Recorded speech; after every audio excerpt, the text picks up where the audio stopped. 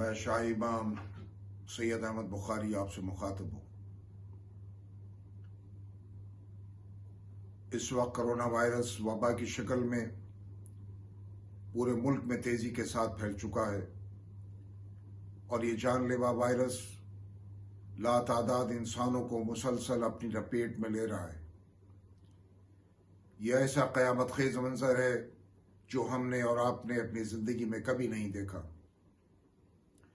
ہزاروں خاندانوں نے اپنوں کو کھو دیا جو اس وائرس کا شکار ہوئے۔ اس دنیا سے رخصت ہونے والے لاتعداد لوگ غسل، کفن اور اپنے قریبی عزیزوں کے کاندھے سے بھی محروم رہ گئے۔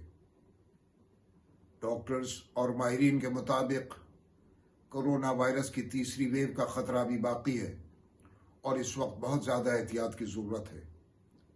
ہم جتنا احتیاط کریں گے اتنا ہی ہم اس جان لیوا وائرس سے اپنے آپ کو اور دوسروں کو محفوظ رکھ سکتے ہیں۔ 13 یا 14 مئی کو عید الفطر ہے۔ حالات کی نزاکت کو دیکھتے ہوئے میری اپیل ہے کہ عید الفطر کی نماز اپنے گھروں پر ہی پڑھی جائے تو بہتر ہے۔ اس وبا سے بچنے کے لیے مخصوص حالات میں گھروں پر نماز پڑھنے کی شرعاً گنجائش موجود ہے۔ دعا ہے کہ خدا ہم سب کو پوری